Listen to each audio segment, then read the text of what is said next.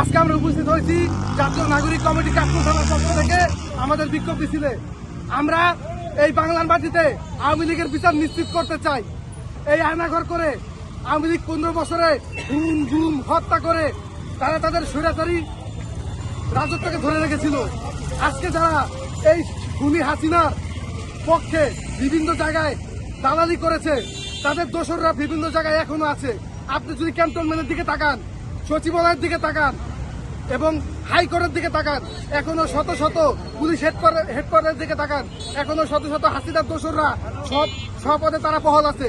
আমরা বারবার এই সরকারকে বলছি এদেরকে অপসারণের মাধ্যমে তাদেরকে দৃষ্টান্তমূলক শাস্তির ব্যবস্থা করুন, কিন্তু বারবার বলার পরেও, আলটিমেটাম দেওয়ার পরেও তারা কোনো পদক্ষেপ গ্রহণ করছেন না।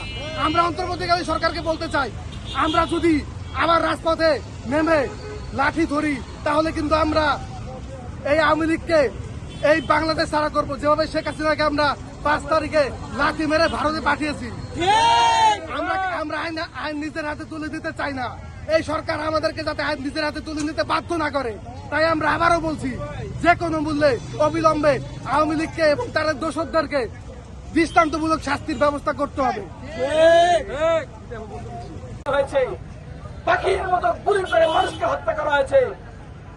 বাসার ছাদে খেলতে থাকা শিশুকে গুলি করে হত্যা করা হয়েছে, তার বিচার হতে হবে না? রিক্সাওয়ালাকে হত্যা করা হয়েছে, বিচার হতে হবে না? শ্রমিক ভাইদেরকে হত্যা করা হয়েছে, তার বিচার হতে হবে না? ছাত্রদেরকে হত্যা করা হয়েছে, তার বিচার হতে হবে না? বাংলার মানুষ আয়নাঘরের কুশীলব, ধুলাই গণহত্যাকারী, ভোট ডাকাত, মাফিয়াদের বিচার নিশ্চিত না করে এদেশে আর কোন রাজনৈতিক খেলা খেলতে দিবে না।